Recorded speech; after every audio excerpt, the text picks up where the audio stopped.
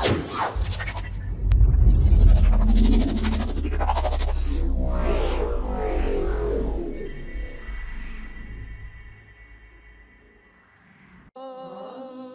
kadar caysanla israf kan moliye.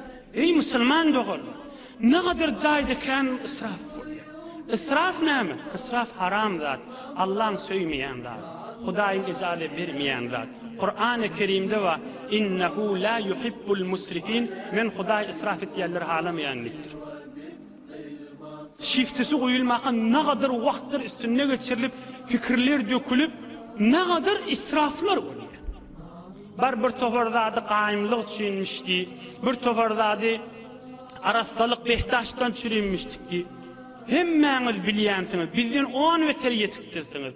Aslının, kaptanının içinden te sakfına varyança, o sakfının üstüne varyança ne kadar bica milyonlar harç oluyor. Şu harç etmek doğruluğun alamatı dedi. Vah yürük yakyan yeriştayı, İni gelin olmadık qiyizle şu direk öyleri terbiyet bolupdur. Gül yali erva güne azab verpedi. Men öyüm bicirek, halkın öy bicirek. Men öyüm bicirek, halkın öy bicirek. Necir arası adam sıva o gözüne görünen akta. Enata bir terbiyet bereylinde qiyizimde. Kaş bu hürrüme şolun enatasına da barsaydı da. Ahunun kefi deyip kulağa asanak. Vah din kef ahir. Dünya ahir abatlık kef ahir. Jovancık oğlan vah men moksudan çıkmalı olayan. Gözünden yaş aktırıp evimde ağlattı. Ha falanca ne ağlı? Bizden ne yaşı kiçi jovan oğlum.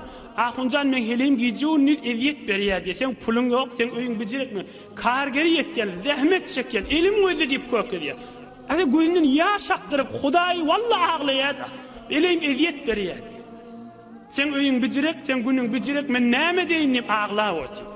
Bir Müslümançılık nirek barmadı. Bir heysihat geçeli barmadı.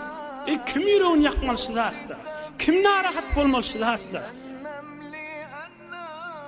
Hani Allah diyen adamlar yiyirdi.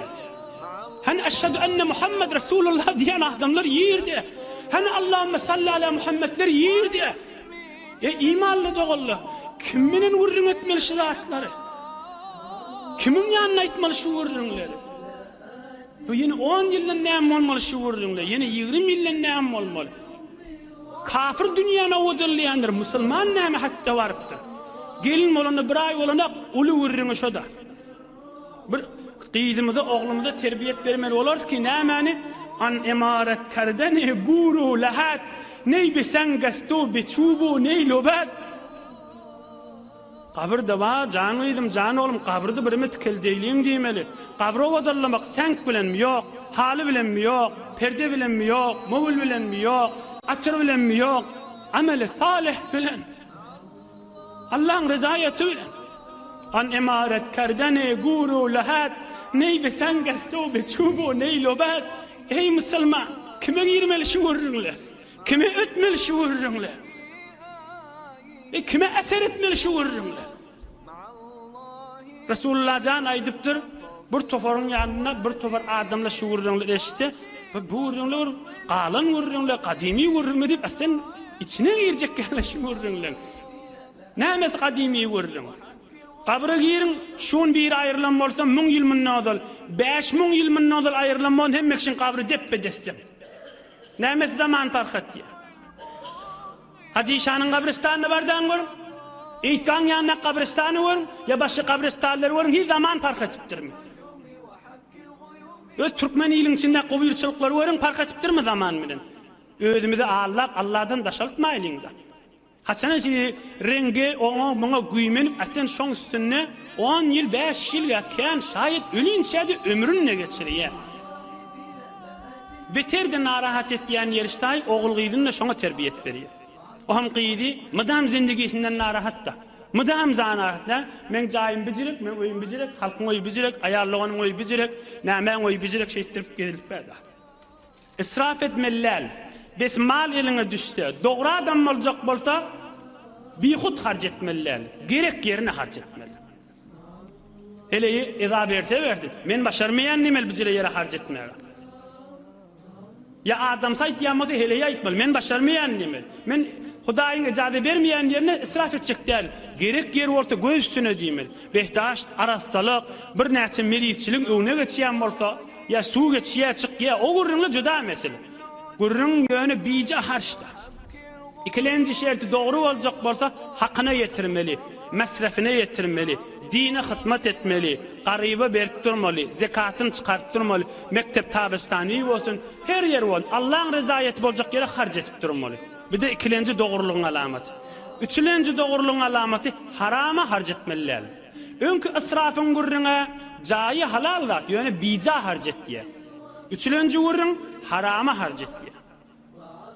Hudaý üçin onda da aýtyp galaýly, o toýlaryny tutýan ya inni tutjak, bu kepler kulak asmar. Onda da bolsa sen eşitip duň, diýjäň ýaryna kulak asyp duň amal etjek bolup, nagat toýak kan haram harç bolýar. Men talarda tutjak, men falan tüýsli tutjak diýip, nagat milyonlar harç bolýar. Nagat israf bolýar. Ey musulman edme. Ökünersiň.